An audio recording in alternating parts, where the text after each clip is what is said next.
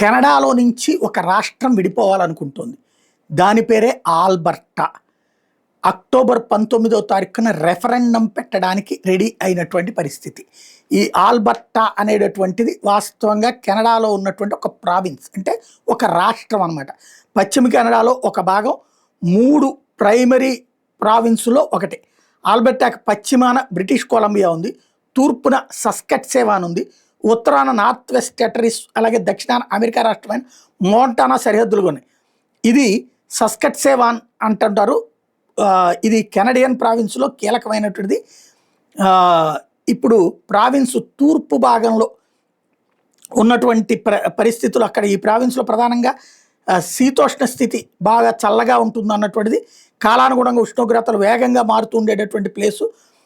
ఇక్కడ చినుగ్గాలుల కారణంగా పశ్చిమ ఆల్బర్టాలో మార్పులు తక్కువగా ఉంటాయి. ఆల్బర్టా కెనడాలో వైశాల్యం పరంగా 4వ అతిపెద్ద ప్రావిన్స్, దాని విస్తీర్ణం 661 కిలోమీటర్లు. అదే సందర్భంలో జనాభా పరంగా 4వ అతిపెద్దది, 42,62,635 మంది ఉంటారు. 42 లక్షల మంది జనాభా ఉన్నటువంటి ప్రాంతం అక్కడ. ఇదే సందర్భంలో దీన్ని అర్జెంటుగా ప్రజలు, అక్కడ ఉన్నటువంటి ప్రజలైతే కెనడాలో ఉండటానికి వీల్లేదంటున్నారు, మేము విడిగా ప్రత్యేక దేశంగా ఉంటామంటున్నారు. ఈ నేపథ్యంలో మరి రెఫరెండంలో ఏం తేలుతుందో చూడాలి. ఒకప్పుడు భారతదేశంలో నుంచి ఖలిస్తానీని విడదీయడానికి కెనడా బేస్గా పోరాటమే జరిగినటువంటిది.